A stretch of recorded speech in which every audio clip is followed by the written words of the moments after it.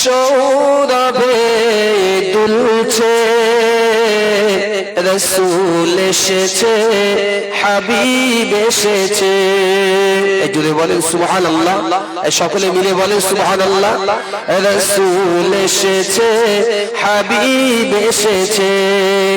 আকাশের তারাগুলি ঝিলিমিলি ঝিলিমিলি জ্বলছে, বনে বনে ফুলগুলি সৌরভে দুলছে, রসুল এসেছে, হাবিব এসেছে, নবী এসেছে, রসুল এসেছে। আরব দেশে কাবার পাশে মানব সেরা মানব এসেছে। জোরে বলেন সুবহানাল্লাহ। আরব দেশে কাবার পাশে মানব সেরা মানব এসেছে। আমেনার কোলে চন্দ্র দোলে, পাখিরা ডালে ডালে গান ধরেছে। হুজুর এসেছে, হুজুর এসেছে, হাবিব এসেছে, রসুল এসেছে। যদি বলেন সুবহানাল্লাহ। নবী এসেছে, রসুল এসেছে। আকাশের তারাগুলি ঝিলিমিলি ঝিলিমিলি জ্বলছে, বনে বনে ফুলগুলি সৌরভে দুলছে, রসুল এসেছে, হাবিব এসেছে, হাবিব এসেছে, রসুল এসেছে। ধন্য ধন্য হয়েছে ধন্য, নবীকে যে ভালোবেসেছে। হারাম হারাম দোজখ হারাম, জান্নাতে তার নাম উঠেছে। জোরে বলেন সুবহানাল্লাহ। ধন্য ধন্য হয়েছে ধন্য, নবীকে যে ভালোবেসেছে। হারাম হারাম দোজখ হারাম, জান্নাতে তার নাম উঠেছে। এমন হারশে রসুল এসেছে, এমন হারশে রসুল এসেছে, নবী এসেছে, রসুল এসেছে, হাবিব এসেছে, হুজুর এসেছে। আকাশের তারাগুলি ঝিলিমিলি ঝিলিমিলি জ্বলছে, বনে বনে ফুলগুলি সৌরভে দুলছে, রসুল এসেছে, হাবিব এসেছে, নবী এসেছে, রসুল এসেছে। আল্লাহুম্মা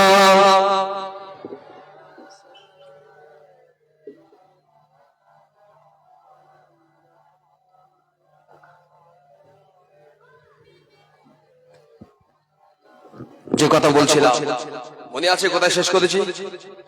শ্রোতার বেদন কেমন যে মনে আছে? অনেকের আছে, একেবারে সব খারাপ না। অনেক মানুষ আছে আল্লাহ বেদন ইজ্জত দিয়েছে। যাক হযরত সাইয়্যিদানা হামজা রাদিয়াল্লাহু তাআলা আনহু কথা বলছে, হামজালা নয়, আর একটা আছে হামজালা ইবনে আল উসাইদি। অনেক হামজালা আছে, ওদিকে বলছি না। এই হামজালা রাদিয়াল্লাহু তাআলা আনহু মনে রাখুন, আল্লাহ যাকে দেন, আল্লাহ যাকে দেন পৃথিবীর কোন মানুষের ক্ষমতা সেই জিনিসটা কেড়ে দেওয়া। হযরত হামজালা এক রাত্রে বিবির সঙ্গে হামজালার মেলামেশা হয়েছে, আল্লাহ বিবির গর্ভে একটা মেয়ে সন্তান দিয়েছিলেন। একবার জোরে বলেন সুবহানাল্লাহ। আল্লাহর নবীর বর্ণনাটা শুনেন, ইমাম বাইহাকি বর্ণনা করছে, আল্লাহর নবী কোন একদিন মদিনার কোন বস্তি এলাকায় গেলেন। এই বস্তি এলাকা থেকে আমার নবী ফিরছেন, আল্লাহর নবী ফিরছেন, আর দেখতে পেলেন হযরত হামজালা রাদিয়াল্লাহু তাআলা আনহুর বিবি দরজার সামনে দাঁড়িয়ে কাপড়টা দিয়ে মুখে ঢুকুরে ঢুকুরে কাঁদছে, আর আল্লাহর নবীকে দেখে বলছে, রাসূলুল্লাহ একটু আমার কথা শোনেন না।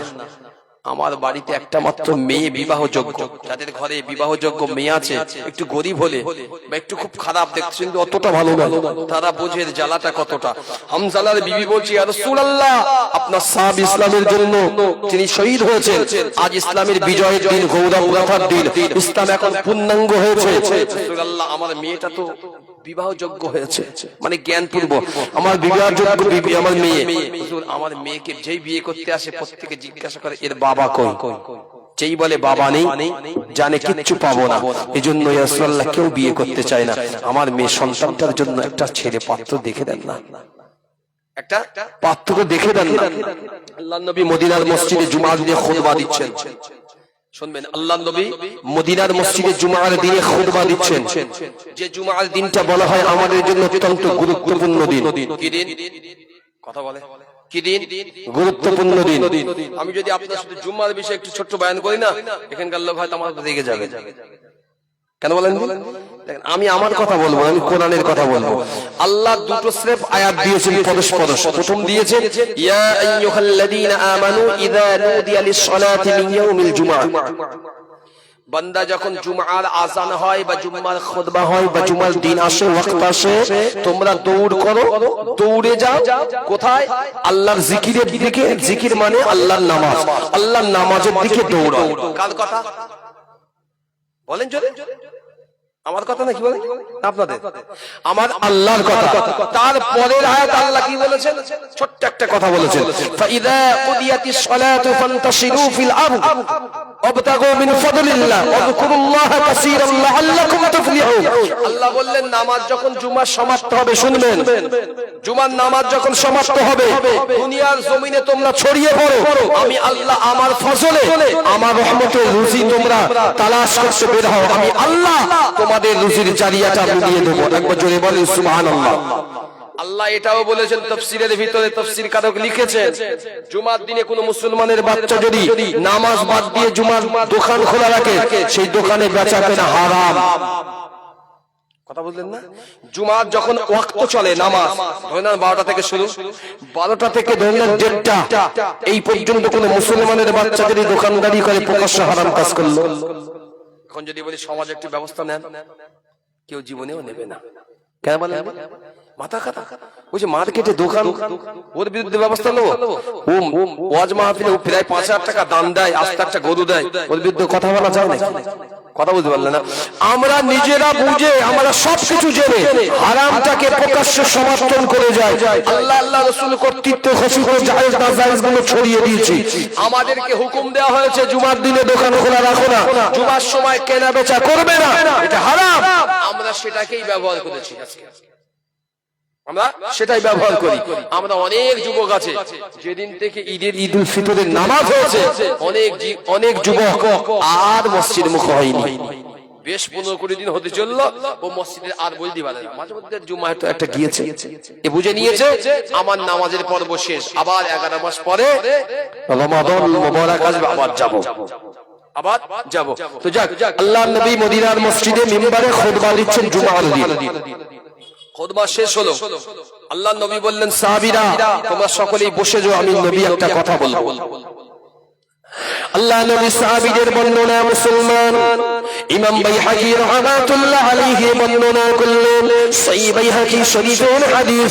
আল্লাহ পাকের নবী জুমার নামাজটা আদায় করলেন, আল্লাহ পাকের নবী সাহাবীরা আল্লাহ নবীর পিছনে ইক্তেদা করে নামাজটা আদায় করলেন। ও নওজওয়ানেরা, যুবকেরা, আল্লাহ নবী নামাজ শেষ করে আল্লাহ নবী সাহাবাদেরকে লক্ষ্য করে বললেন, ও আমার সাহাবীরা, ও আমার সাহাবীরা, আমি রাসূলুল্লাহ তোমাদের কাছে একটি বিষয় বলতে চাই। আল্লাহ পাকের নবী সাহাবীরা, লাব্বাইকা ইয়া রাসূলুল্লাহ, ইয়া হাবিবাল্লাহ, আমরা সকলেই এখানে হাজির, হুজুর আপনি বলতে পারেন। আল্লাহ পাকের নবী বলতে লেগেছেন, ও আমার সাহাবীরা, আমার কলিজার টুকরা সাহাবী, ইসলামের প্রাক প্রথম আমি প্রথম ইসলামের প্রথম যুগে আমার কলিজার টুকরা সাহাবী হযরত হামজা রাদিয়াল্লাহু তাআলা আনহু তিনি উহুদের যুদ্ধে শহীদ হয়েছিলেন। ও আমার সাহাবীরা, আমার হামজাকে আমি রাসূলুল্লাহ মুহাব্বত করি, আমার হামজার বিবিকে মুহাব্বত করি। হামজার একটা কলিজার টুকরি মেয়ে সন্তান আছে, আমি রাসূলুল্লাহ বড় মুহাব্বত করি। ও আমার সাহাবীরা, আমার হামজা দুনিয়া থেকে বিদায় নিয়েছে, ইসলামের জন্য জীবনটা উৎসর্গ করে দিয়েছে। ও আমার সাহাবীরা, আজকের দিনে তার একটা মেয়ে, সে নাকি বিবাহ যোগ্য হয়েছে, কিন্তু তার বিবির কথা অনুযায়ী তার বাপ নাই বলে পরিরাই কোনো পত্র তাকে বিবাহ করতে নারাজগি জানিয়েছে। ও আমার সাহাবীরা, আমি রাসূলুল্লাহ তোমাদের মাঝে ওয়াদা করলাম, আমি রাসূলুল্লাহ জানিয়ে দিলাম যে আমার হামজার মেয়েটাকে বিবাহ করবে, আমি রাসূলুল্লাহ আমি তার শ্বশুর হয়ে যাব। বলেন সুবহানাল্লাহ।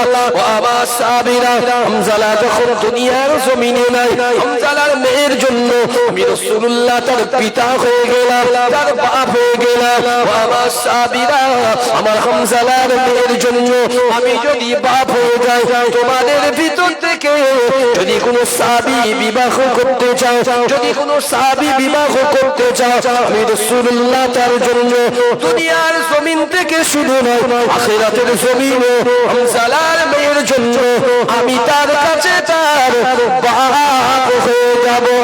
যে সাহাবী হামজার মেয়েকে বিবাহ করবে, আমি রাসূলুল্লাহ তার জন্য শ্বশুর হয়ে যাব। জোরে বলেন সুবহানাল্লাহ। আল্লাহ নবী সাহাবীদের ভিতর থেকে একাধিক হাত মদিনার মসজিদে নববী শরীফে উঠে দাঁড়িয়েছে, ইয়া রাসূলুল্লাহ, ইয়া হাবিবাল্লাহ, আমি হামজার মেয়েকে বিবাহ করতে চাই। আর এক সাহাবী বললেন, ইয়া রাসূলুল্লাহ, আমি হামজার মেয়েকে বিবাহ করতে চাই। ও তরুণেরা, যুবকেরা, শুনে রেখে দাও, আল্লাহ পাকের নবী বলেছিলেন, ও আমার সাহাবীরা, আল্লাহ পাক নিজেই জানিয়েছেন, ফাআম্মাল ইয়াতীম ফালা তাকহার ওয়া আম্মাস সাইলা ফালা তাবগার। আল্লাহ পাক আমাকে এতিম অবস্থায় পেয়েছিলেন, আল্লাহ আমাকে এসির অবস্থায় পেয়েছিলেন। আমার হামজার মেয়ে যদি এতিম হয়, এতিমের শ্বশুর হিসাবে যে হামজার মেয়েকে বিবাহ করবে, কাল কিয়ামতের ময়দানে আমি রাসূলুল্লাহ তার জন্য আল্লাহর দরবারে সুপারিশ শাফাআত করে যাব। জোরে বলেন সুবহানাল্লাহ। এতিমের কথা শুনলে, এতিমের কথা শুনলে আমরা অনেক পিছিয়ে দূরে চলে যাই। এতিমের বিষয়ে অনেক রয়েছে, ওই রেওয়াতে যাব না। এতিমের বিষয় শুনলে অনেকে দূরে চলে যায়। রাসূল ছিলেন এতিম। অনেক মানুষ মনে করে যে এতিম একটু নাক মুখ কোচকা, অনেক আবার অনেকে এতিমের দান করে, দেখবেন ফখর করে, মানে বুক ফুলিয়ে, আমি দিচ্ছি এতিমটাকে আমি দেই, মানে বুক ফুলিয়ে।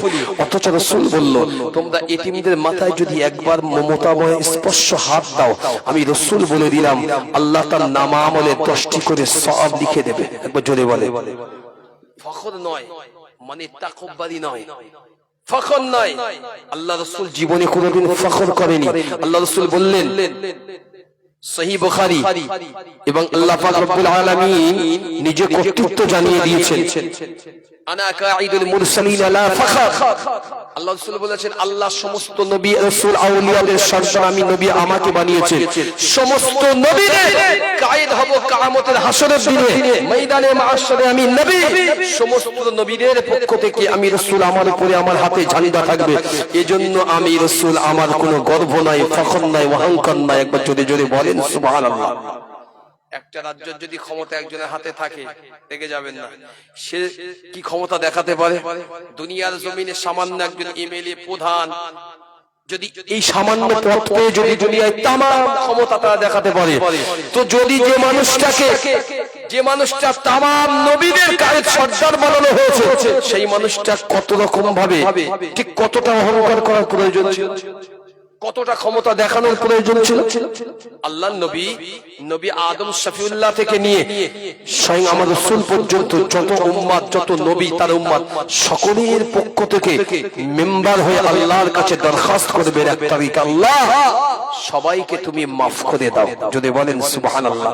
একটু ছোট্ট করে নিজের বিবেক বুদ্ধি দিয়ে ভাববেন, একটা মানুষকে ঠিক কতটা ইজ্জত দিলে, আল্লাহ কতটা ইজ্জত দিলে এতটা পরিমাণ তার মাথার উপরে বোঝা চাপানো যায়, এতটা পরিমাণে ইজ্জত তাকে দিলে দুনিয়ার সমস্ত নবীদের পক্ষ থেকে তিনি হবেন শাফিউল মুজনাবিন, তিনি হলেন রাহমাতুল লিল আলামিন। যদি বলেন সুবহানাল্লাহ। আমরা সেই নবীর মর্যাদা পান। 2 নম্বর শুনেন যে কথা বলছিলাম, একটু অন্যদিকে যাই। যেহেতু আমাদের তো ভয় খবর হয় না, আমাদের ভয় বা খৌফ বা ডর এই বিষয়ের কিছু হয় না। আমাদের এখন চিন্তা ভাবনা কি বলেন, যে কটা দিন আছি দুনিয়ার জমিনে, যে কটা দিন আমরা মনে করি দুনিয়ার জমিনে আছি, এই কটা দিন যেন আমি সুস্থ অবস্থায় থেকে বেঁচে যেতে পারি। জাতি চলেই যায় যাক, পরবর্তী প্রজন্ম মরে যাক, আমার কোনো দুঃখ নেই। কথা বলতে না, আমার বাপ চাচারা যারা ছিল একটা সময় একটা পিরিয়ডে, তারা ওই রমজান মোবারক মাসে এখন যে সমস্ত 14 রকম আইটেমের ইফতার করি, ওই 4 রকম আইটেমও তারা পেত না। ঠিক না? বলছি পেত না। এখন 14 উঠেছি আমরা।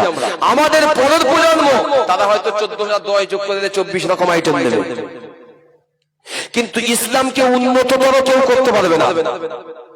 আপনি আমি যত বড় ধৈর্যধারী হই না কেন, যত শিক্ষিত এডুকেটেড পারসন হই না কেন, যত লয়ার হই, যত মুহাদ্দিস হই না কেন, ইসলামকে কি আপনি উন্নত করতে পারবেন? ইসলামের ভিতরে প্রসার কিছু আর ঢোকাতে পারবেন? কোন সংস্কার করতে পারবেন এইভাবে? এই সালে না ফরজ নামাজ কয় রাকাত পড়েছে? কথা বলেন না, কথা বলেন করে কার 4 রাকাত পড়েছেন তো? কেউ যদি ডাক্তার হয়েছে, ওরা বড় বিজ্ঞানী হয়েছে, নাসা বিজ্ঞানী হয়েছে, ভূবিজ্ঞানী, তত্ত্ববিজ্ঞানী হয়েছে, পৃথিবীর জমিনে আলেম বেড়েছে, পৃথিবীর জমিনে হাফেজ বেড়েছে, মুহাদ্দিস বেরিয়েছে, বড় বড় তাহক্কিক, বড় আল্লাহ পাক ইসলামের দিগ্গজ বার হয়েছে। আজও পর্যন্ত বিশ্বনবী রেখে যাওয়া সুন্নাত, আল্লাহর ফরজে আইনকে পৃথিবীর জমিনে কারো ক্ষমতা হয়নি একটা কলম চালানোর। জন্য বলেন সুবহানাল্লাহ। আজও 4 রাকাতের নামাজ মুহাম্মদুর রাসূলুল্লাহ পড়তে আমরাও পড়ি, কিয়ামত পর্যন্ত পড়তে হবে প্রত্যেকটা উম্মতকে। আপনি ইচ্ছা করলে গায়ের জোর খাটাতে পারবেন না। গায়ের জোর যিনি খাটিয়েছেন, এখানে যত মানুষ আপনারা বসেছেন 90 থেকে 95% মানুষ জানেন না যে আমাদের সঙ্গে ঠিক কি হচ্ছে, আমাদের সঙ্গে এই মুহূর্তে ঠিক কি করতে চলেছে, আমাদের সঙ্গে ঠিক কি হচ্ছে। একটা সময় পা ধরেছিল, তারপরে হাফ লুঙ্গি পর্যন্ত এসেছে, ওদিকটা ছেড়ে দিয়ে এখন মাথায় গিয়েছে। মানে কি? আমি আপনাকে ছোট, আমি খুব এলেম কালাম খুব বেশি নাই, তবে কিছু পড়াশোনা আল্লাহ করিয়েছে। আমি আপনাকে ক্লাসের মতন কয়েকটা কথা বলে যাচ্ছি, ওলামা অনেক আসবেন ইনশাআল্লাহ বলবেন। ওয়াকাফ মানে কি? ওয়াকাফ হচ্ছে একটা ইবাদত। অবস্থায় পেলেন এবং মৃত্যুর পরেও কিয়ামত পর্যন্ত এটার অংশ আপনি পেতেই থাকবেন। সাদকা জারিয়া এটা একটা ইবাদত। একবার জোরে বলেন। এইবার বোঝেন, অনেক মানুষ দুনিয়ায় বড়াপ্প দেখায়। আমি অনেক ওলামাকে দেখেছি, I can challenge for you everyone can challenge করলাম কি? অনেকেই বলেন মরে গেলে, আমি অনেক মানুষকে দেখেছি যে আমার আব্বা এত রাকাত নামাজ কাজা করেছে, কাফারা শরিয়াত। পৃথিবীর কোন মাইল্লালের ক্ষমতা নেই, আলেমের ক্ষমতা নেই যে নামাজ কাজা করলে কারো কাফারা দিয়ে আদায় করা যায়। তাই যদি হতো, পৃথিবীর জমিনে ধনীরা জীবনে নামাজের দিকে আসতো না। হুজ্জুকি মাতাল হয়ে মুসলমানরা ধ্বংস হচ্ছে, সোজা নয়। এই নামাজ হচ্ছে আমার গতর ঘামানো পরিশ্রম আল্লাহর কাছে দিতে হয়। ঠিক না ভুল বলছি আমি? নামাজ দাঁড়াতে হয়। এই জিনিস শুনবেন, আপনাকে আমি স্পষ্টভাবে বলছি, নামাজ যদি আপনার কোনো ব্যক্তি যদি 1 ওয়াক্ত না ফরজ নামাজ কাজা করে, 1 ওয়াক্ত সারা জীবন যদি নামাজ পড়েন ফল পাই করতে পারবেন। এটা হচ্ছে শরিয়াত। আপনি হয়তো 5 দিন পড়তে পারেননি, অসুস্থতা, ওটা আল্লাহ মাফ করবে। মাজুরদের জন্য আল্লাহ ছাড় দিয়েছে। আপনার মনে রাখুন, আমার বয়স বর্তমানে 35, আমার বর্তমানে বয়স 35। লাঠিতে ভর করে চলে, সন্তানে উঁচু যাবে, বাপের জায়গাটাকে পূরণ করে বাপ মায়ের খিদমত করা যতদিন বেঁচে থাকে। ঠিক না ভুল বলছি? তারপরে প্রজন্ম আবার উঠবে, এটা হচ্ছে সিস্টেম। আপনি মাজুর থাকবেন, অসুস্থ পড়ে থাকবেন, আলাদা জিনিস। আপনি যদি সুস্থ হয়ে যান, আপনি কাজা আদায় করে দেবেন, আল্লাহ মাফ করে দেবে। তাই বলে আপনি নামাজ পড়লেন না, আপনি বলবেন ইচ্ছা করে আমি নামাজ আদায় করবো না, যে আমার বাপ করিনি, তার জন্য অর্থ নেন, এই অর্থ কখনো সংশোধন নামাজে আল্লাহর জন্য কোন জিনিস দান করে দেওয়া আল্লাহর রাস্তায়, বা আল্লাহর জন্য কোন আল্লাহর নামে একটা জিনিসকে আপনি লিল্লাহি দান করে দিলে এর নাম হচ্ছে ওয়াকফ। আপনি দিলেন, সেদিন থেকে সব চলল, ইন্তেকালের পরে কিয়ামত পর্যন্ত সব জারি থাকবে। প্রশ্ন হলো ওয়াকফ কারা দিয়েছে? ওয়াকফ কারা দিয়েছে? ওয়াকফ দিয়েছে আমার আর আপনার, অর্থাৎ আমাদের পূর্ব ওয়েস্ট বেঙ্গলের সাথে আর একটা কাছাকাছি ছোট রাজ্য জোড়া দিতে হবে। বুঝতে পারছেন কতটা সম্পত্তি? এমন ওয়েস্ট বেঙ্গলের সঙ্গে আর একটা ছোটখাটো রাজ্য জোড়া দিতে হবে, তবে ওয়াকফ সমন্বয় হবে। প্রশ্ন হলো ভাই, কেন ওয়াকফ নিয়ে এত বাধা ধরা? কেন ওয়াকফ নিয়ে? একটা কথা মাথায় রাখুন, একদিন না একদিন হবে আপনার জ্ঞান, আপনার পরবর্তী প্রজন্ম চোখ তাদের খুলবে, তারা কিন্তু অধিকার আদায়ের জন্য ঝাঁপাবে। ঠিক না ভুল বলছি? জি, মুসলমান না জেনে শুধু মাল খেয়ে মরে গেল। এই ওয়াকফের ভিতর থেকে ভারতবর্ষ সরকার যে ইনকাম করে, আমি ছোট যদি আপনাকে একটা থিওরি বলছি, ফাইনালি বলে যাবো যাওয়ার আগে, শুধু ভারতবর্ষের জমিনে 2050 সালে ভারতকে সাফ বলছি, আমরা শুধু ক্ষতিগ্রস্ত হব না, আমরা অনেক বহু জাতিতে মিলে বসবাস করি, হিন্দু মুসলমান। আমার হিন্দু ভাইরা অনেক ভাই ক্ষতিগ্রস্ত হয়, বুঝতে পারছেন না। এখন হয়তো ঠিক আছে, কিন্তু যেদিন ক্ষতিগ্রস্তদের দলভুক্ত হব, সেদিন চোখের পানি ফেলেও কাজ হবে না। আসামে যেটা হয়েছে, এনআরসিতে 19 লক্ষ ভাই আমার, আপনি জানেন না যে ওয়াকফটা কি? শুধু তাজমহল থেকে ভারতবর্ষ, ভারত সরকার শুধু তাজমহল থেকে 142 কোটি টাকা প্রতি বছর ইনকাম করে। কত বললাম? 1.42 করোড়, 1 কোটি 42, আপনার 142 কোটি টাকা।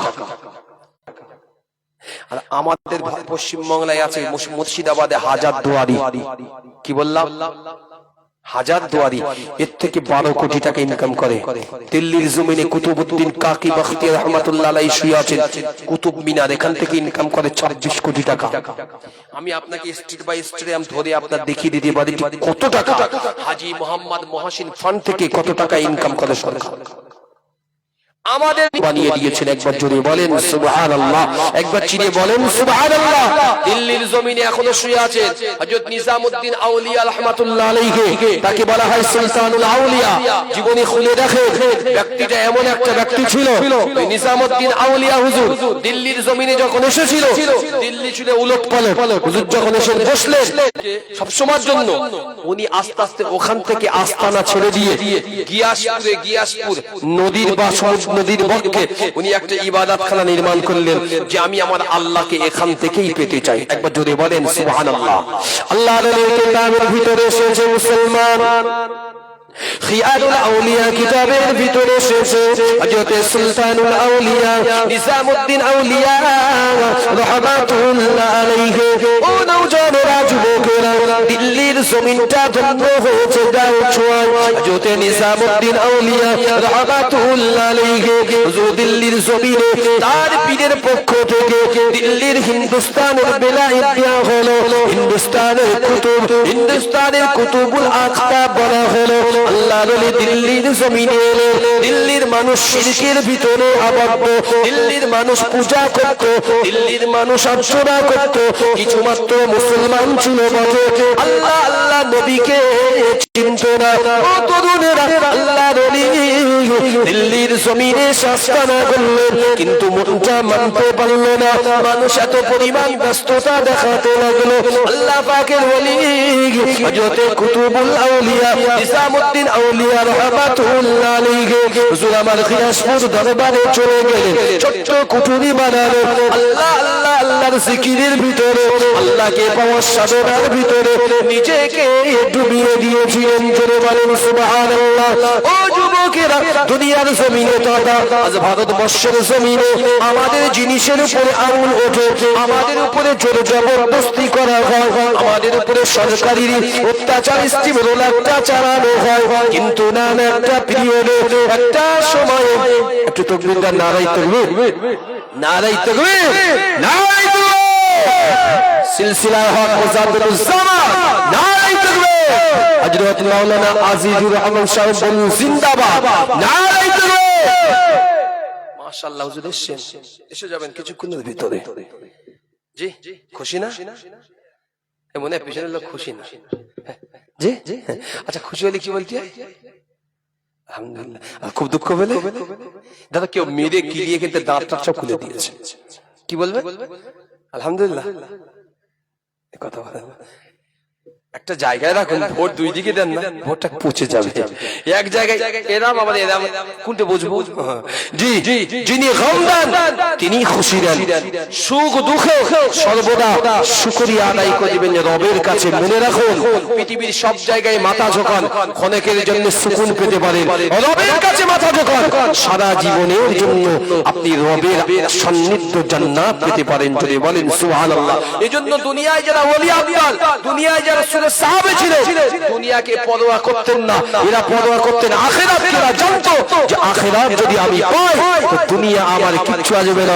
দুনিয়ায় রাবেয়া বলতে লেগেছে, বস্তার নগর থেকে যাচ্ছে রাবেয়া, এক হাতে আগুন এক হাতে পানি নিয়ে বলছে আল্লাহ পাকের সাদের জান্নাতে আগুন দিয়ে ধরিয়ে পুড়িয়ে দেবো, আল্লাহ পাকের সাদের জাহান্নামে পানি দিয়ে নিমজ্জ করা হতো। তো উনি দৌড়ে গিয়ে এই মুদিওয়ালার দোকান থেকে লবণ নিয়ে এসেছিলেন, সেই সময় নাকি 1 পয়সা। উনি খানা পাকিয়েছেন, পীর সাহেব ওনার যিনি পীর সাহেব ছিলেন তিনি এসে খেতে বসেছেন, হুজুর নামাজ মুরিদ তিনি পরিবেশন করেছেন। যেই খেতে বসেছেন উনি পরিবেশন যেই করেছেন, তরকারি হাত দিয়েছেন, উনি বলছেন বাবা এর ভিতর থেকে মনে হচ্ছে কোনো একটা সেরেকি গন্ধ পাচ্ছি। ছোট্ট নিজামউদ্দিন আউলিয়া, তখন একটু বড় হয়েছে মোটামুটি পরে, আর আপনার 17-18 বছর হয়েছে, চমকে উঠেছে। আমার পীর বলে কি বাবা নিজাম, এর ভিতর থেকে যেন আমি শিরকের গন্ধ পাচ্ছি। জ্বালা পোড়ান বলছেন, জ্বালা পোড়ান? জি, অনেক জ্বালা পড়ে গেলে গন্ধ বার হয়, কষ্ট হয়। বাবা এর ভিতর থেকে শিরকের গন্ধ পাচ্ছি। চমকে উঠল, হুজুর কি হয়েছে? এদিকে এসো। কি হয়েছে বলো তো? কি করেছো? তরকারির সঙ্গে? হুজুর এই তরকারির লবণ ছিল না, ফুরিয়েছিল বলে পাশের দোকান থেকে ধার করে 1 আনা পয়সার লবণ নিয়ে এসলাম। বলছে এই খানাটা নিয়ে দিল্লির যত গরিব আছে বিলিয়ে দাও, যদি গরিব না পাও তো দিল্লির যে নদী আছে নদীতে গিয়ে খানাটাকে ফেলে দিয়ে এসো। জোরে বলেন সুবহানাল্লাহ। হুজুর কেন? তো বলছে এজন্যই তুমি তোমার দুনিয়ার পিছনে হেরে গেলে নফসের কাছে, তুমি দুনিয়ার খাইশের কাছে হেরে গেলে, তুমি তোমার নফসের সঙ্গে আলোচনা করলে না, নফসের বিরুদ্ধে যেতে পারলে না। তুমি যদি তুমি থাকতে পারতে তাওয়াক্কুল করতে আল্লাহর উপরে, যে লবণ না হলেও আমার দুনিয়া চলতে পারে, আমি ধার করব না। ওলি সুফি আলী আব্দাল আল্লাহকে ভরসা করে, তারা কখনো দুনিয়ায় ওই ধার কর্য চলে না। যদি নিঃশ্বাস বন্ধ হয় তুমি কি করে ধার দেবে? আল্লাহর নবীর কিতাবের ভিতরে এসেছে মুসলমান, হুজুর আমার নিজেই জানিয়েছেন, আল্লাহর ওলি সুলতানুল আউলিয়া হযরত নিজামউদ্দিন আউলিয়া রাহমাতুল্লাহ আলাইহি খিয়ারুল আউলিয়া নামক কিতাবের বর্ণনা। আল্লাহ পাকের ওলি সেই দিন থেকে নিজে বুঝতে পারলেন, না না না আমি বড় ভুল করেছি, আমি বড় গলতি করেছি।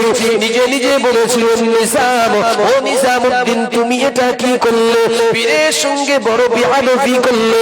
নিজামউদ্দিন আউলিয়ার পীর বলেছিলেন, ও বাবা নিজামউদ্দিন তুমি আল্লাহর কাছে তওবা করো। হুজুর আমি কেমন তওবাটা করব? আল্লাহ পাকের ওলি বলেছিলেন, ইয়া আইয়ুহাল্লাযীনা আমানু তুবু ইলাল্লাহি তাওবাতান নাসুহা। যদি বলেন সুবহানাল্লাহ। আল্লাহ পাকের ওলি বলেছিলেন, বাবা আল্লাহ পাকের তওবায় নাসুহা করো, কারোর উপরে ভরসা করো না। যারা আল্লাহ পাকের হয়ে যায়, আল্লাহর যারা ওলি হয়, আল্লাহ পাকের যারা আব্দাল হয়ে যায়, এরা অন্য কোন জায়গায় ভরসা করে না, সরাসরি আল্লাহর দিকে ভরসা করে। রাত যখন গভীর হয়েছে, আল্লাহ পাকের ওলি হযরত নিজামউদ্দিন আউলিয়া রাহমাতুল্লাহ আলাইহি হুজুর আমার নামাজের সিজদা পড়ে গিয়ে ঝরঝর করে কাঁদতে লেগেছে। নামাজ সিজদা থেকে মাথা উঠালেন, আল্লাহর ওলি আল্লাহ পাকের দরবারে উদউনি আস্তাজিব লাকুম, রাতের অন্ধকারে দুটি হাত তুলে নিলে আল্লাহ পাক আল্লাহ পাক আমি নিজামউদ্দিন আমাকে মাফ করে দাও আল্লাহ পাক আমার খাতা হয়েছে আল্লাহ আমার গলতি হয়েছে ও রব্বুল আলামিন আল্লাহ আমি নিজামউদ্দিন বুঝতে পারিনি আল্লাহ পাক আপনার উপর ভরসা রাখতে পারিনি ও রব্বুল আলামিন আল্লাহ আমি নিজামউদ্দিনকে মাফ করে দাও আল্লাহ আমি তওবা করে নিলাম আল্লাহ পাকের ওলি যখন তওবাটা করলো আল্লাহর ওলির নাজারি করে পিছন থেকে তার পীর এসে আল্লাহর ওলির কাঁধেতে হাত রাখলো ও বাবা নিজামউদ্দিন ও বাবা নিজাম কেঁদো না বাবা আল্লাহ তোমার তওবাটা মঞ্জুর করে নিয়েছে আল্লাহ তোমাকে মাহবুবদের দলভুক্ত করে নিয়েছেন জোরে বলেন সুবহানাল্লাহ আরো জোরে বলেন সুবহানাল্লাহ কোন এক তারিখে কয়েকদিনের ভিতরে পীর ডেকে বললেন বাবা তুমি আমার খিদমতের থেকে বেকার সময় নষ্ট করো না চলে যাও দিল্লির জমিনে মানুষগুলো দুনিয়া হারা এই মানুষগুলো আখিরাত ভোলা আল্লাহ ভোলা এরা দুনিয়ার ভক্তিতে আবদ্ধ চলে যাও ওখানে গিয়ে তুমি মানুষকে ইসলামের পথে দাওয়াত দাও তখন থেকে আসলেন দিল্লির জমিনে নিজামউদ্দিন আউলিয়া অনেক ইতিহাস আছে গিয়াসউদ্দিন বলবান কেউ বলেছে ইতিহাস বলছে গিয়াসউদ্দিন বলবান তিনি একসময় বাংলা উড়িষ্যা বা দিল্লির নবাব ছিলেন কুতুব ছিলেন উনি কোন সময় ঈর্ষা করে হিংসা করে উনি লোক মারফত এবং নিজে বুঝতে পারলেন গিয়াসপুরে নিজামউদ্দিন আউলিয়ার কাছে যা মানুষ যায় আমি বাদশা হয়ে আমার কাছে অত মানুষ আসে না কথা বুঝতে পারলেন হিংসা হবে না হিংসা তো হয় উনি বুঝতে পারলেন উনি এক তারিখে কোথায় একটা গিয়েছেন রাজ্য জয় করে ওখান থেকে সৈন্যবাহিনীর একজন হেড কমান্ডারকে পাঠিয়েছে যাও নিজামউদ্দিনের কাছে যাওয়ার গিয়ে বলো আমি দিল্লিতে ফেরার আগে গিয়াসপুর ত্যাগ করে জানো লোটা কম্বল গুছিয়ে নিয়ে অন্য কোন জায়গায় যেন নিজের ইবাদত আস্তানা গড়ে সৈন্যবাহিনীর কমান্ডার আস্তে আস্তে ঘোড়া ছুটিয়ে সবার আগে চলে গিয়েছে গিয়ে নিজামউদ্দিন হুজুরকে বললেন হুজুর বাদশা তো এই ফরমান জারি করেছে এখানে আপনাকে থাকতে দিতে চায় না কেন আপনার দরবারে সব সময় লোকের সমাগম থাকে ওলির দরবারে তো আল্লাহ দেবে খুশবুকে তো চাপ দেওয়ালে আবদ্ধ করা যায় না খুশবু সব সময় জাহির হয় ছোট বড় আপনার কাছে লোক আসে ইলমের জন্য আল্লাহকে চেনার জন্য নবীর জন্য এজন্য বাদশা সহ্য করতে পারছে না আপনাকে এখান থেকে উচ্ছেদ করতে চাই আমাকে দিয়ে পাঠিয়েছে উনি দিল্লি আসার পূর্বে এখান থেকে বের হয়ে যান বলেছেন উনি মুচকি হাসলেন বললেন সেনাপতি চিন্তা করো না তুমি তোমার জায়গায় ফিরে যাও যাও কিতাবের বর্ণনা এসেছে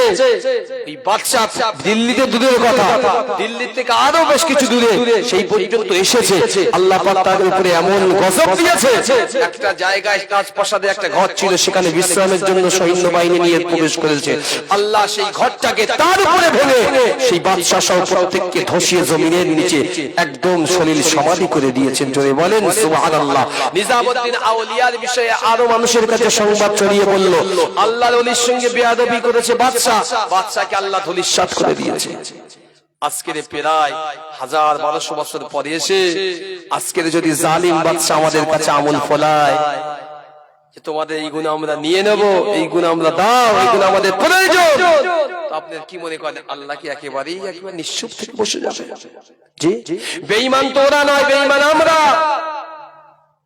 বেঈমান ওরা নয় আমরাই বেঈমান দেখেন কত বেঈমানের আমদানি আবার ডিগ্রি কি বড় বড় ডিগ্রি ঈদে কারি ঈদাইন বড় বড় নাম বড় বড় নামধারী 4 নম্বরে বেঈমান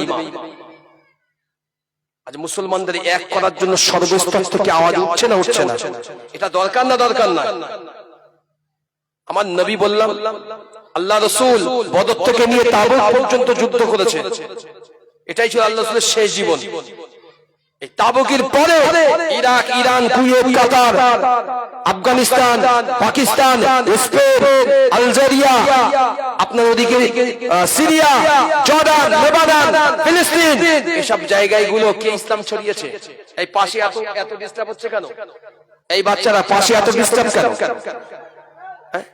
এত ডিস্টার্ব কেন পাশে যে কথা বলছিলাম আরবের পরে আল্লাহর নবী তো মক্কার জমিনে এসেছেন হিজরত করে চলে গিয়েছেন মদিনায় দুটো রাষ্ট্রকে বাদ দেন দিয়ে এরপরে আসুন পাশে কুয়েত কাতার ইরান ইরাক লেবানন জর্ডান ফিলিস্তিন আফগানিস্তান স্পেন ভারতবর্ষ পর্যন্ত ইসলাম নিয়ে এসছে কারা? কথা বলবেন না? ইসলাম নিয়ে এসছে কারা? প্রথম ছিল সাহাবা আজমাইন রিদওয়ানুল্লাহি তাআলা, পরে পরে তাবা তাবেঈন, তার পরবর্তীকালে ওলি আব্দুল গাউস কত। আজকে তাদেরকে উড়িয়ে দেবে বলছে, তাদের কবর ভেঙে ধূলিসাৎ করে দেবে। আপনার কি মনে হয় আল্লাহ কি ভারতবর্ষকে স্তব্ধ রেখে দেবে? না, কিচ্ছু করবে না। আল্লাহ একবার কোন শব্দ দিয়ে হুকুম দেবে, ইজা জুলজিলাতিল আরদু জিলজালাহা ওয়া আখরাজাতিল আরদু আসফালাহা ওয়া ক্বালাল ইনসানু মা লাহা ইয়াওমাইযিন তুহাদ্দিসু আখবারাহা। আল্লাহ একবার বলছে শুধু, যে রাখাইন প্রদেশ, যে মায়ানমার, আমার বোনদের নিয়ে, আমার মাদের নিয়ে, আমার ভাইদের নিয়ে ছোট ছোট করে কেটে প্যাকেটে ভর্তি করে দুনিয়ায় দেখিয়েছে, দেখো এখানে মুসলমান অস্তিত্ব রাখবো না। হ্যাঁ, একটা সময় আমরা দেখেছি। হ্যাঁ না ঠিক বলছি? বলছি কি দেখিনি? কিচ্ছু করেনি আল্লাহ, কিচ্ছু করেনি আল্লাহ। একটা জিনিস বাড়ি দিয়েছে, কি? আজ থেকে মোটামুটি 6-7 বছর আগে একবার এই রমজান মাসের 27 তারিখ আল্লাহ দিয়েছিলেন আমফান। ঠিক 2025 সালে রমজান মাসের 27 তারিখে শুক্রবার আল্লাহ দিয়েছেন একবার মোচড়, ইজা জুলজিলাতিল আরদু জিলজালাহা ওয়া আখরাজাতিল আরদু আসফালাহা। আল্লাহ বলেছেন জমিন তোর বৃত্তান্তকে উগরে দে। জমিন একটু শুধু মোচড় মেরে দিয়েছেন। জমিন কি আল্লাহ বলল তোর ইচ্ছা হয় না একটু নিচের দিক যা? জমিন বলছে আল্লাহ আমার ইচ্ছা হয়। আল্লাহ জমিন সাথে সাথে নিচের দিক চলে গেল, উপর দিক উপরে তুলে দিল। কি হলো? বড় বড় বিজ্ঞানী বাবুরা হিসাব করলো, রিক্টার স্কেলে 7.8, 8.2, কত? 50,000 গেছে। এর গেছে 40 ইন্দোনেশিয়া। কেউ কেউ বলতে, জানিস এই মুসলমানরা নামাজ পড়ছিল জুম্মার দিনে, নামাজ অবস্থায় দেখেছিস ওরাও বাঁচিনি, সব গেছে। আপনার কি মনে হয়? কথা বুঝলেন? আপনার কি মনে হয় বন্যার পানি যখন এখানে আসবেন, আপনি যখন এখানে বসে বসে আল্লাহ আল্লাহ করবেন, সব ফলাচ্ছে সব বাঁচার জন্য, আপনি বলে আমি পীর সাহেব এখানে বসে আল্লাহ আল্লাহ করবো, আপনার কি পানি এসে পায় কি চুমু খাবো? আপনাকে ছেড়ে দেবে না? তাহলে আপনারও উচিত আপনার বাঁচার জন্য একটা সেফ জায়গা, ঠিক না? ঠিক আছে, মুসলমান নামাজ পড়ছিল বলে আল্লাহ গজব দেবে না? তাহলে তো ধারণাই উল্টো। আল্লাহ কাউকে রেহাত দেয় না, আল্লাহ কাউকে বিয়াত করবেন না। আল্লাহ যখন গজব দেবেন, আমি আপনি টুপিদারি দাড়িওয়ালা নামাজি মুত্তাকি আলেম পরেজগার, আল্লাহ কাউকে দেখবেন না। আল্লাহ কাউকে দেখবেন না, সকলকেই গজবের ভিতরে ফেলবে। এজন্য জনপদ যখন গজবে আক্রান্ত হয়, ওলামা নয় হাদিসের কথা, যারা ওলামা হন বুঝে সেটা, যারা একটু হাদিস শরীফ সম্পর্কে জ্ঞান রাখেন, তারা জনপদ ছেড়ে চলে যান যখন খুব অন্যায় হয়। কারণ জানে আল্লাহর গজবটা যে কোনো মুহূর্তে আমাদের কাছে আসতে পারে। ঠিক না ভুল বলছি? আমাদের কাছে আসতে পারে। আমি তো শেষের দিকে যাব, খুব বেশি সময় নিয়ে ওলামা আসবেন, শুধু ছোট দুই একটি কথা বলি। আপনারা যারা বসে আছেন, মেসেজটা আপনারাও শুনেছেন, শোনেননি? কি আগামী 26 তারিখে জনসভা আছে কলকাতায় আমাদের ওয়াকফ বিলের বিরুদ্ধে, শুনেছেন তো? যাবেন তো? যাওয়ার চেষ্টা আছে তো? জি, ঈমানি দায়িত্ব আমার। আমি আপনাকে বলছি, ঈমানি দায়িত্ব আমার, আপনার। আমার জিনিস আপনার জিনিস, আমাদের জিনিস। তুমি আমার সম্পত্তি নেবে, আমার উপরে চোখ রাঙাবে, এটা আমি হতে দেবো না, এটা হতে দেবো না। ইসলামের বিধান আছে, ওলামাদের কাছে শুনবেন আপনি। যদি আপনি ওয়াকফ কিছু নিতে চান, ওয়াকফের বিষয়ে বহু ফিকহির কিতাব আছে, ফিকহি। এই ওয়াকফের বিষয় বুঝতে গেলে ফিকহিদের কাছে বুঝতে হবে, ফিকহিদের কাছে শুনতে হবে। বড় বড় ফিকহ সম্পন্ন, যোগ্যতা সম্পন্ন ওলামাদের নিয়ে বসতে হবে, তারপরে ওয়াকফ আইন পরিবর্তন করতে। এটা হচ্ছে শরীয়তের নিয়ম। আপনি কারোর কাছে বুঝলেন না, বসলেন না, আপনি আপনার বগলটা ইঁটে দিয়েছে 3টে বলে ভারী দেখাচ্ছে মনে হচ্ছে, গেই বগল চেপে দিয়েছেন, যে বগল আমার। একবারে বুঝলেন না ইটটা কার আছে, আমার না অন্য কার। এটা আল্লাহ পাকের আইন, মনে রাখুন। আমরা দিয়েছি আমাদের পূর্বপুরুষ, একদিন আমাদের আসামির কাঠ করে উঠতে হবে। আমরা সম্পত্তি রেখে দিয়েছি, তোমরা রক্ষাও করতে পারলে না, বৈধ সম্পত্তি, সেদিন আমরা হিসাব দিতে পারবো না। আল্লাহ তৌফিক দেন, আমরা যেন প্রত্যেকে তৈরি থাকি। আগামী 26 তারিখে আমরা প্রত্যেকেই যাব। যে কুচক্রান্ত যাই বলুক, যে বরকতি বলেন আর যে কারি ইদাইন বলেন, ও আমি 2 পয়সাও দাম দেই না, আমরা ওদের 2 পয়সা দাম দেই না। এরা গদ্দার, জাতির গদ্দার, এরা ইসলামের দুশমন, এরা জাতির দুশমন, এরা কোরআনের দুশমন, নবীর দুশমন, এরা হাদিসের দুশমন। না তো এরা কখনো এইরকম বেঈমানি করতে পারে না জাতির সঙ্গে। সামান্য লোভে এরা বেঈমানি করতে পারে জাতির সঙ্গে। আল্লাহ হেফাজত করুক। এদের কথা শুনলে জাতি ধ্বংস হয়ে শেষ হয়ে যাবে, শেষ হয়ে যাবে, বিক্রি হয়ে যাবে ইউরোপের মতো। নাম দাড়ি রাখবে টুপিধারী, আর এরা পাঞ্জাবি আর পায়জামা বাদ দিয়ে কোট টাই স্যুট পরে বলবে নবীর সুন্নাত আদায় করতে যাই আমরা। এত যদি নবীর সুন্নাত সুন্নাত করো, এত ভালো হয় নবীর সুন্নাত। একবার সৌদিতে যদি ইসলাম এসে থাকে, সৌদিতে গিয়ে দেখো না তোমার কোন বাপ আর কোন ভাই কোট টাই পরে ইসলাম পালন করে। কথা বুঝতে পারলেন না? কোন সৌদি মানুষের দেখেছেন, ছবিতেও দেখেছেন যে জামা একটু একটু পরে, কোট টাই পরে, যা সব জুব্বা পরে। তুমি নবীর দেশ থেকে ইসলামের এত বগল বাড়াচ্ছ, নবীর দেশে এরকম নামাজ পড়ানো হয়, এত বগল বাড়াচ্ছ, তুমি কেন কোটটাই বুট পড়ছো? তুমি নবীর দেশ ওটা লাও, ও তোমার সুবিধাভোগী। তুমি যেটা ভালো লাগছে স্বার্থ অনুযায়ী সেটা তুমি নিচ্ছ, যেটা নবীর সুন্নাত সেটা ছেড়ে দিচ্ছ। এটা কখনোই কাম্য নয়, এটা আমাদের ইসলাম দিয়ে যায়নি। আল্লাহ আমাদের তৌফিক দেন, সকলেই বলি আল্লাহুম্মা আমিন। একবার দরুদ শরীফ আল্লাহুম্মা।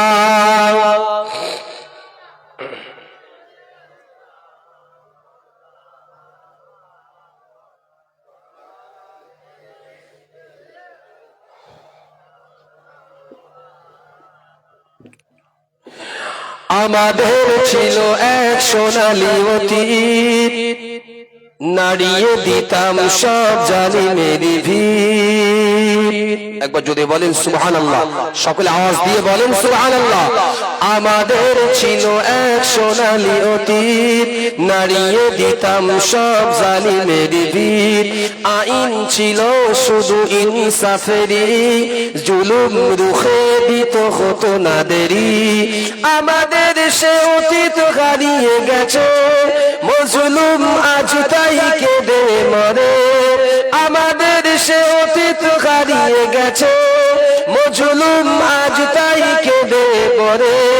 হারিয়েছি যা তাকে পাবো ফিরে, তুমি না জাগলে তাকে ফেরাবে কে?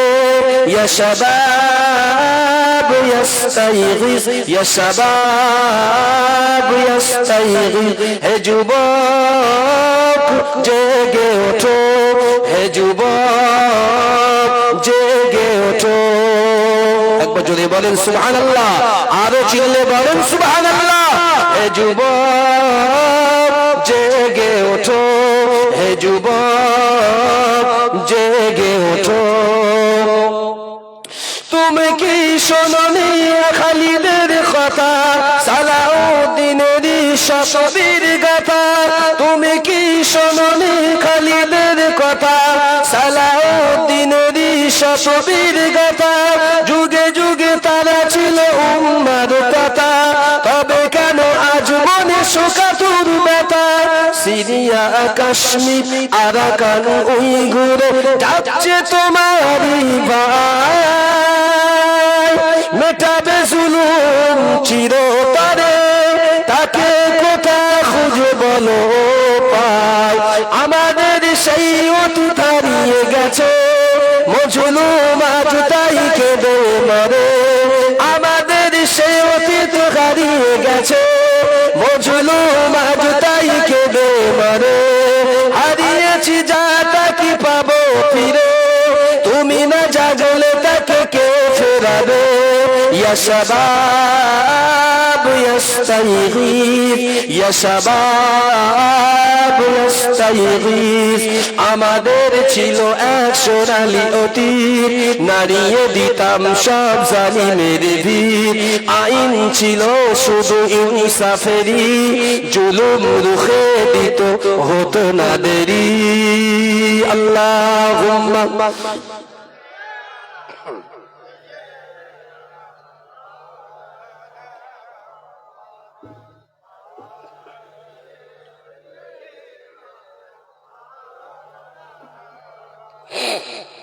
যে কথা বলছিলাম, ছোট্ট একটি বিষয় বলবো, ইনশাআল্লাহ মুখতাসার করব। আমার দিকে ভালো করে শুনবেন এই কথা। আমার নবী মদিনার জমিনে শুয়ে আছে। আপনারা সকলেই জানি মদিনা হচ্ছে জান্নাতের একটা টুকরা, যে জায়গা আল্লাহ পাকের নবী শায়িত আছে। ঠিক না ভুল বলছি? আল্লাহ নবী যেখানে শায়িত আছেন, জান্নাতের টুকরা। আচ্ছা, আমরা অনেক হাজি পৃথিবীর জমিন থেকে আমরা যাই, ভালো করে বুঝবেন, পৃথিবীর জমিন থেকে আমরা যাই হজ করতে যাই আল্লাহ নবীর মাজারে। আমরা সকলেই দোয়া চাই, সালাম দেই, দোয়া চাই, চাই না চাই না চাই। আমরা এই হজ করতে যাই আর দোয়া চাই। আজকের বর্তমানে ভারতবর্ষ শুধু নয়, তাম পৃথিবীর জমিনে ফরজ হজের পরে সবচাইতে বেশি মানুষ যায়, তারা হচ্ছে উমরা করতে। কি করতে বলেন? উমরা করতে। এমন এমন মানুষ আছে, রাগ করবেন না, 5 বার 7 বার 10 বার উমরা হয়ে গেছে, আবার বলে যে আমার মনটা বিরাট চাই আমার নবীর দেশে যেতে। বর্তমান বাজারদার মূল্যে, বর্তমান বাজার বা বর্তমানে সময় তাম পৃথিবীর যে সমস্ত বড় বড় স্কলার, বড় বড় ফকিহ, বড় বড় ইসলামের দিগ্গজ, এই সমস্ত বড় বড় মুফতিয়ারেরা তারা ফতোয়া দিয়েছে, যে ব্যক্তি একবার ফরজ হজ করলো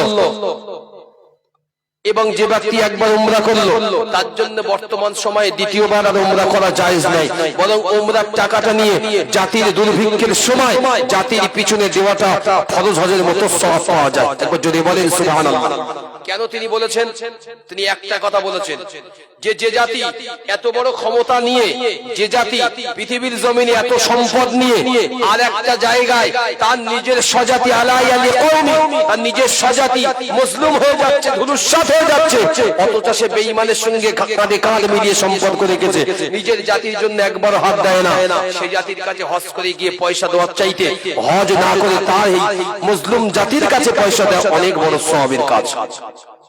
কথা বলতে পারলেন না? বর্তমান যে সৌদি সরকার যদি মনে করে বর্তমান আজকের জমানায় ফিলিস্তিনের জমিনটা রাফা প্রদেশ ধ্বংস, যদি মনে করত রাফা প্রদেশকে আমরা সাহায্য করব, জিন্দেগি লিখে রেখে দেন রাফার উপরে আক্রমণ ক্ষমতা ছিল না ইসরায়েলের, কিন্তু বন্ধুত্ব সুলভ আচরণ করেছে। আজকের আমার জাতি কলঙ্কিত। মনে রাখুন, এখনো মদিনার জমিনে মদিনার কামলিওয়ালা শি আছে, যে জায়গায় গিয়ে মানুষ যদি দোয়া চায় এখনো তার দোয়াটাকে আল্লাহর কাছে কবুল হয়। একবার যদি বলেন সুবহানাল্লাহ। আল্লাহর নবী দুনিয়ার জমিন থেকে ইন্তেকাল করেছেন, তিরমিজির হাদিস। মদিনায় পরস্পরের 2 বছর দুর্ভিক্ষ হয়েছে। ইন্তেকালের কয়েক বছর পরে মদিনার আপামর জনগণের কাছে, আপনারা যারা কেউ যদি হজ করতে গিয়ে থাকেন, উমরা করতে গিয়ে থাকেন, কম বেশি জানেন মক্কা মদিনার ভিতরে সবচেয়ে সুজলা শ্যামলা শস্য ফসল জায়গার নাম হচ্ছে তায়েফ। কি বললাম? তায়েফ। যে জমিনটা সুজলা শস্য সফল বলা হয়, যে জমিনটা জিবরিল আমিন আল্লাহর পক্ষ থেকে অন্য জায়গা থেকে নিয়ে এসেছিল, ও বিষয়ে যাব না।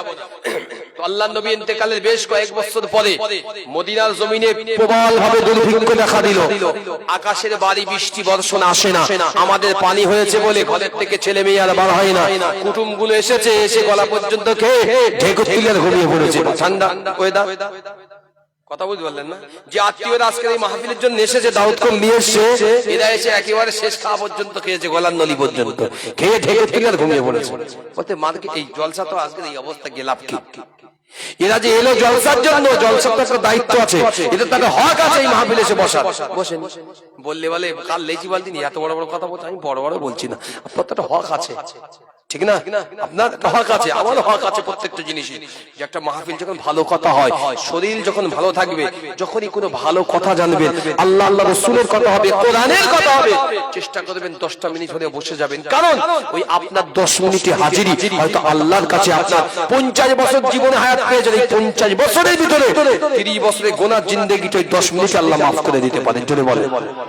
এই জন্য বসা উচিত আল্লাহর নবীর কাছে। আল্লাহর নবী নেই, আম্মাজান আয়েশা সিদ্দিকা হায়াতে আছে। মদিনার কিছু মানুষ গিয়েছেন, বেশ উচ্চ পদস্থ মানুষ, পর্দার ভিতর থেকে আম্মাজানকে সালাম দিয়ে বলছেন, আম্মাজান আপনি তো সবই জানেন, আপনি তো আমাদের মা, আপনি তো উম্মুল মুমিনিন। তিরমিজির হাদিস, আম্মাজান আমাদের মদিনায় 2 বছর হলো দুর্ভিক্ষ, না আছে ভালো আনাজ, না আছে খাওয়া সবজি, এমনকি উটগুলো পালান বা উটগুলো ভালো করে দুগ্ধ হয় না, ছাগল বকরিগুলো না খেয়ে মরে যাচ্ছে। আম্মাজান কি হবে, একটু দোয়া করেন না আমাদের জন্য। এই মদিনার দুর্ভিক্ষ না হলে, এই বছর যদি পানি না হয়, তা আমাদের মদিনাবাসী ধ্বংস হয়ে যাবে এক প্রকার, চাষিবাসের কিচ্ছু থাকবে না, কিচ্ছু থাকবে না। অনেক হাজী সাহেব বলে আসে, আমি দেখেছি অনেক হাজী সাহেব শুনেছি, মদিনায় গিয়েছিলাম, দোয়া চেয়েছি, হজ করতে গিয়েছিলাম বটে, বলতে পারবো না ঠিক কি হয়েছে, কবুল হয়েছে আল্লাহ বেশি জানে। অনেক হাজী সাহেব ফিরে আসার পরে আমি উক্তি শুনেছি, মানে সে কনফার্ম না যে হ্যাঁ আমার দোয়াটা আল্লাহর কাছে কবুল হয়েছে, এই কনফার্ম সে নয়। সে নিজে ফিরে এসে আবার বিড়ি খাচ্ছে, বিড়ি খেতে আগে সময় পয়সা পেয়েছে উমরা করে এসে, এসে যে বিড়ি খাও সে বিড়ি করে এসে। এমন হাজি আছে, আবার এমন হাজি আছে একটু শুনে উমরা করে এসে তার ফতোয়ার ঠেলায় মসজিদে পা দেওয়া যায় না। আমি এটা দেখেছি। আমি এমন ব্যক্তিত্ব চিনি, নামাজ পড়ে মানুষ সামনে দিয়ে যায়, জিজ্ঞেস করে ধরে একজন চাচা নামাজ পড়তে সামনে যাচ্ছে, সামনে যাওয়াতে কি হয়েছে, কেন গোনা হবে না? তো কিসের গোনা? মক্কা মদিনায় আমার মাথায় লাথি মেরে গেছে। আমি মিথ্যা কথা বলছি না, মক্কায় গিয়েছিলাম হজ করতে, মদিনায় আমার মাথায় লাথি মেরে লোক গিয়েছে। ও মুরব্বির এই ক্ষমতা, এই জ্ঞানটা আল্লাহ দেয়নি, কার সঙ্গে কিসের তুলনা হচ্ছে কথা বললেন না? কোন জায়গার সঙ্গে কোন জায়গার তুলনা? সেখানে সর্বদা হাজার নয়, লাখ নয়, কোটির ধাক্কা 20-50 লাখ করে মানুষ থাকে, যে হারিয়ে যেখানে যায়। আর অথচ আমরা এখানে 10 জন 20 জন 100 জন মসজিদ, আমাদের লাথি মেরে যা ঠিক হয় না। তিরমিজির হাদিস, আম্মা জানকে বললেন একটু দোয়া করেন না।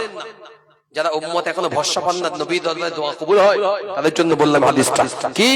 আম্মা জান অনেকক্ষণ পরে আম্মা জান বললেন একটা কাজ করো, তোমাদের অবস্থা তো এই, তোমরা কি চাও? আপনি একটু দোয়া করেন। তাহলে আমি দোয়া করে কি করব? না, আপনি আমাদের নবীর বিবি, আমাদের উম্মাতুল মুমিনিন, আপনি যদি দোয়া করেন আল্লাহ পাক আপনার দোয়াকে কবুল করে নেবে, আমাদের উপরে একটু বর্ষণ করবে, আমাদের বিবি বাচ্চা মদিনা খুশালি হয়ে যাবে। আম্মা জান একটু দোয়া করেন। আল্লাহ নবীর বিবি আমাদের আম্মা জান, আল্লাহ নবীর বিবি আমাদের আম্মা জান হযরত আব্দুল্লাহ ইবনে মাসউদ রাদিয়াল্লাহু তাআলা আনহু রিওয়ায়াত, আল্লাহ পাকের নবীর বিবি আমাদের উম্মুল মুমিনিন আম্মা জান আয়েশা সিদ্দিকা রাদিয়াল্লাহু তাআলা আনহা দরবারে গেলেন, আল্লাহ নবীর বিবিকে সালাম জানালেন। আল্লাহ নবীর বিবিকে সালাম জানিয়ে বলেছিলেন, ইয়া উম্মি, ও আমাদের মা উম্মুল মুমিনিন, ও আম্মা জান আয়েশা, ও আম্মি জান আয়েশা, আমরা আপনার কাছে এসেছি বড় পেরেশানির ভিতরে পড়ে। আম্মা জান, আপনি একটু আল্লাহর কাছে দোয়া চান। মদিনার জমিনগুলো শুকিয়ে গিয়েছে, মদিনার যে কটা তালাব ছিল, মদিনার ঝর্ণার পানি যেখানে সে তালাব হতো, ও আম্মা জান আয়েশা, প্রতিটা জায়গা যেন শুকিয়ে গিয়েছে। 2টি বছর হলো মদিনার জমিনে কোন বৃষ্টি হয়নি। আল্লাহ পাক নারাজ হয়েছে, আল্লাহ আমাদের উপরে নাখোশ হয়েছে।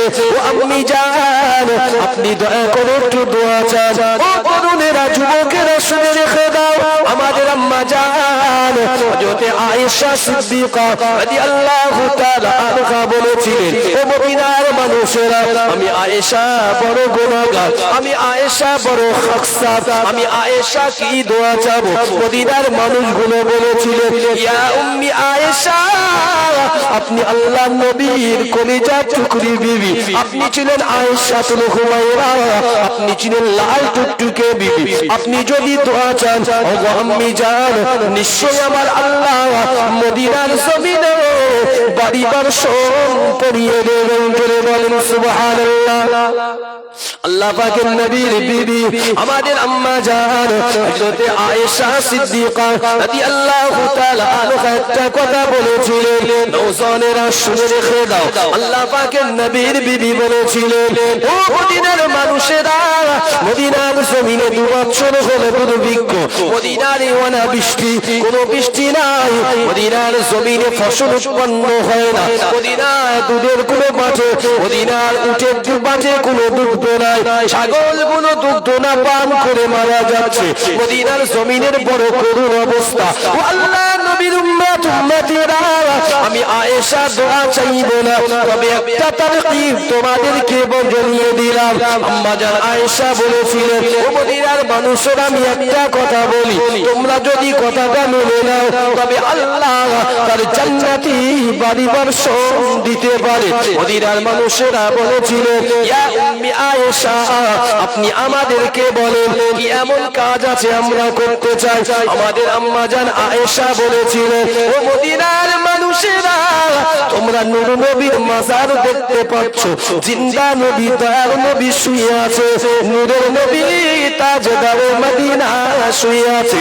ও নবীর উম্মত গুলো, তোমরা শোনো, আল্লাহ নবীর মাজারের কাছে যাও, দয়ার নবীর রওজা পাকে যাও, দোয়াটাকে দেখে সকলে একবার সালাম দাও, কলিজা বলে সালাম দিয়ে নূর নবীর কাছে আল্লাহর কাছে দোয়া চাও, আমার নবীর ওসিলা দাও।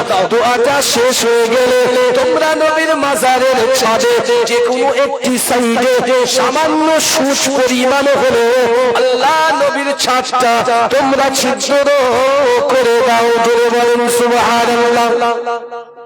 কি বলেছেন বলেন? তোমরা নবীর মাজারে যাও, রওজায় যাও, কি রওজা তাহার একটু দোয়া চাও, সালাম দাও, আল্লাহর কাছে দোয়া চাও, তোমার নবীর ওসিলা দিয়ে দোয়া চেয়ে নবীর মাজার মুকদ্দাসের ছাদ মুবারক যে আছে, ছাদ সবুজ গম্বুজ হচ্ছে ছাদ ছিল আগে, পরে তো সবুজ গম্বুজ হয়েছে, ওই ছাদ মুবারক তোমরা একটা সাইটে সামান্য সুচ পরিমাণ হলেও ছিদ্র করে দাও, ছিদ্র। অনেক মানুষ মনে করেন যে মাজার মুকদ্দাসে ছিদ্র করে কি হয়, বা নবীর মাজার একটু ফাঁকা থাকলে ফাঁকা রয়েছে কি হয়।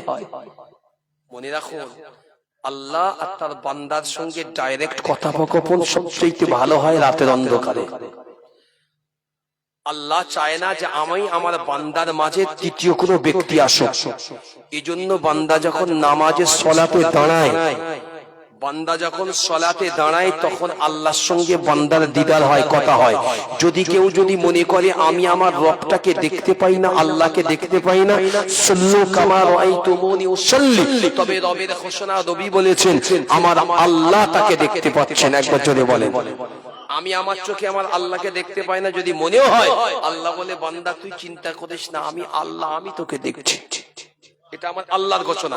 এবারে আসুন, আল্লাহ নবীর বিবি আয়েশা সিদ্দিকা আম্মাজান বললেন আমার নবীর মাজারের কোন একটি সাইটে সামান্য সুচ পরিমাণ হলেও একটু ছিদ্র করে দাও।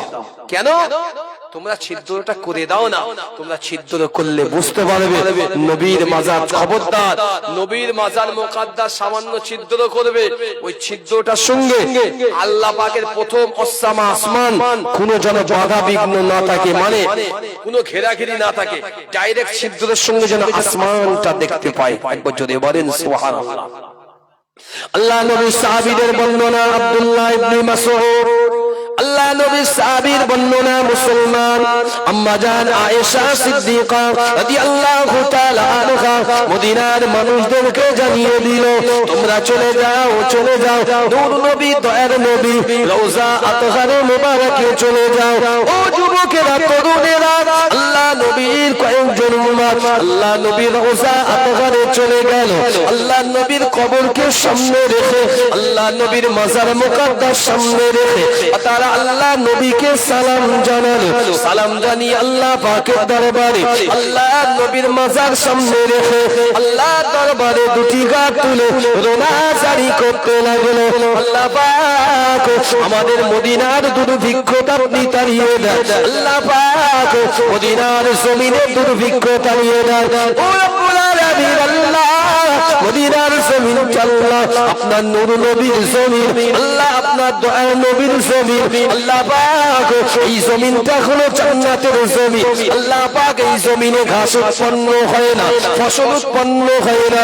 আল্লাহ আপনি যদি আমাদের উপরে খুশাইত হন, আপনার রহমাতুল লিল আলামিন নবীর ওসিলা করে আল্লাহ আমাদেরকে আপনি রহমতের বাড়ি বর্ষণ দ্বারা আশীর্বাদ করে দেন। আল্লাহ নবীর কয়েকজন উম্মত তারা দোয়াটা আছে, আল্লাহ পাকের নবী রওজা আতহার, আল্লাহ নবী রওজা মুকদ্দাসের ছাদের একটি সাইডে একটা সামান্য ফুটো করে দিল। ও তরুণেরা, তাদের বর্ণনাটা শুনে নাও। আমার নবী রওজার ছাদ মোবারক সামান্য একটু ছিদ্র করেছিলাম, হঠাৎ দেখতে পেলাম রওজা থেকে একটা নূরের আলো ফাঁকা যেন সরাসরি লাইটের ন্যায় আল্লাহর প্রথম আসমানে গিয়ে পড়েছিল। জোরে বলেন সুবহানাল্লাহ। আল্লাহ নবীর বিবি আম্মা জান হযরত আয়েশা আয়েশা সিদ্দিকা রাদিয়াল্লাহু তাআলা আনহা রিওয়ায়াত, আল্লাহ পাকের নবীর বিবি আমাদের আম্মা জান তিনি রিওয়ায়াত বর্ণনা করলেন, দোয়াটা শেষ করেছে, সবে চাঁদটাকে ফুটো করে ঘরে গিয়েছে, রাত হওয়ার আগে আগে গোটা মদিনার জমিনটা আল্লাহ এতবারই বর্ষণ দিয়েছে, মানুষগুলো আর ঘর থেকে এবার হতে পারেননি। জোরে বলেন সুবহানাল্লাহ।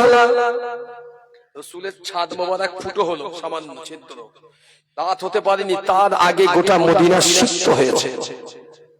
আয়েশা বললেন আমার দোয়ার প্রয়োজন নাই, যে জমিনে আল্লাহ নবী আছে জান্নাতি মানুষ, যে জমিনে নূর নবী আছে সেই জমিনে যাও, আমার কাছে যাস, নবী রওজায় যাও, দোয়া চাও, আর গিয়ে তার ছাদের একটা অংশ সামান্য ছিদ্র করে দাও সরাসরি, কারণ যেন তার নবী তার রবের সঙ্গে সরাসরি উম্মতের জন্য দোয়া চাইতে পারে। একবার যদি বলেন সুবহানাল্লাহ।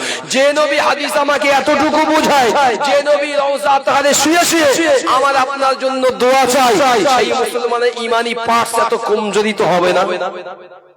কথা বলতে পারলেন না? সেই মুসলমানের ঈমানি তাকাত পাওয়া এত কমজোরি হওয়ার কথা নয়। যে নবী আজও আমাদের জন্য দোয়া করছে, কিয়ামতের দিনেও দোয়া করবে, সেই নবীর জন্য আমাদের অত পাঁচটা অতটা একদম সরাসরি কি বলা যায়, অতটা আমরা কমজোরি নয়, বরং আমরা আমার নবীর জন্য, আমরা আমার রাসূলের জন্য অনেকটাই পাওয়ার আছে। অন্য মানুষরা যারা আমাদের বিষয়ে কথা বলে, কোরআনটা খুলে দেখে, কোরআনের ভিতরে স্পষ্ট ভাষায় বলা হয়েছে পৃথিবীতে আল্লাহ ১.৫ লক্ষ নবী, ৩১৩ জন রাসূল পাঠিয়েছেন, প্রত্যেকটি নবী রাসূলের যে সহিফা কিতাব দিয়েছেন, প্রত্যেকটি কিতাবে আল্লাহ আমার আর আপনার কথা বেশি বেশি লিখেছেন। কোরআন তার দলিল দিয়েছে, ওমাসালুকুম ফিত তাওরাতি ওয়া মাসালুকুম ফিল ইনজিল, দুনিয়ার জমিনে আল্লাহ ইনজিল পাঠিয়েছেন, তাওরাত পাঠিয়েছেন, জবুর পাঠিয়েছেন, প্রত্যেকটি কিতাবের পান্না খুললে আগে মুহাম্মদুর রাসূলুল্লাহর উম্মতের কথা বেশি আলোচিত। একবার জোরে বলে। কেন আমাদের কথা আলোচিত? আমরা হচ্ছে সবচেয়ে উন্নত উম্মত।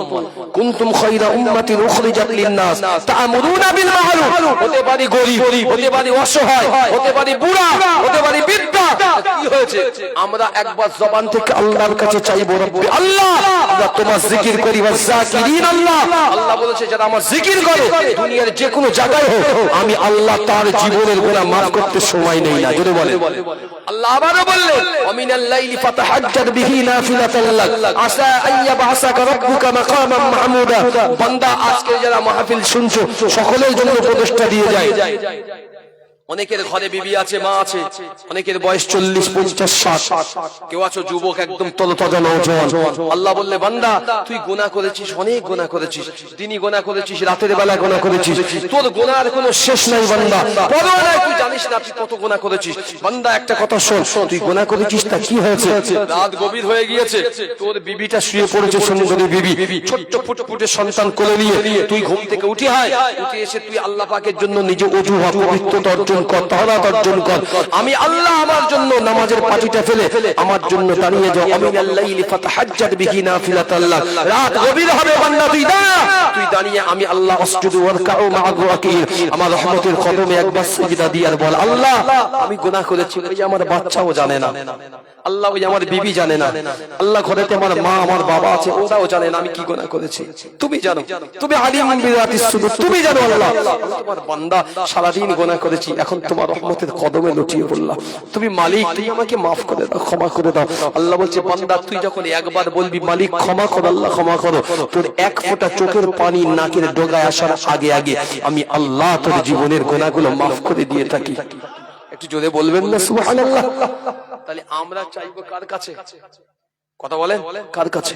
বক্তা নিয়ে আসেন। কার কাছে চাইবো? আল্লাহর কাছে চাইবো। আল্লাহ ছাড়া আমাদের তো অন্য কোনো আর পথ নাই। কারো কাছে চাইতে পারবো আমরা? কেউ আমাদের ইনসাফ দেবে? কেউ ইনসাফ দেবে না। ইনসাফ দিতে পারে আমাদের এখন আমাদের রব আল্লাহ। তবে হ্যাঁ, ইউনিট আমাদের হতে হবে। ইউনিট বুঝেছ তো? একতা আমাদের হতে হবে। রাসূলুল্লাহ জামানা থেকে একতা ছিল সাহাবাদের। কোন সাহাবার উপরে যদি কেউ আক্রমণ করতো তার জন্য রাসূলুল্লাহ সাল্লাল্লাহু আলাইহি ওয়াসাল্লামের পক্ষ থেকে চেষ্টা হতো সকলে সমন্বিতভাবে গিয়ে কিছু একটা করার জন্য। কিন্তু কখনোই এমন হতো না যে সাহাবা জামাঈ রিদওয়ানুল্লাহি তাআলা একা একাই মার খেয়ে যেত, সাহাবারা যেত না। সামনে যতক্ষণ থাকতো ততক্ষণ পর্যন্ত আল্লাহ আল্লাহ নবী সাহাবীরা আল্লাহ আল্লাহ নবী সাহাবীদের একে অপরকে মুহাব্বতের জন্য ছুটে যেতেন। জোরে বলেন সুবহানাল্লাহ। আয়েশার ওই হাদিসটা যে তোমরা ভেবে নিও না আমার নবী কবরে শুয়ে আছে, আমার নবী রওজা তাহারে শুয়ে আছে, নবী যে শেষ হয়ে গিয়েছে এটা ভেবো না, বরং এটা ভেবে নিও আমার নবীর দরবারে এখনো গিয়ে যদি মজলুম দোয়া চায় আল্লাহ পাকের দরবারে এখনো তার দোয়াটাকে আল্লাহ কবুল করে নাই। একবার জোরে বলেন সুবহানাল্লাহ। সকলে চিল্লে বলেন সুবহানাল্লাহ। নারে তাকবীর, দরুদ শরীফ আল্লাহুম্মা।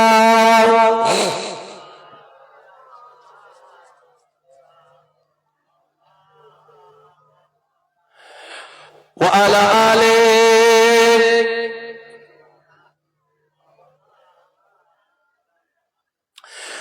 उनका दम चूमने का सिला मिल गया,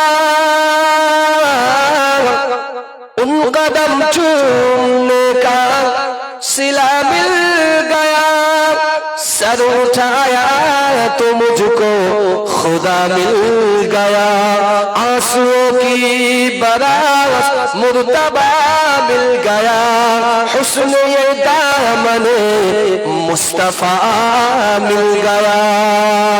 अल्लाहुम्मा।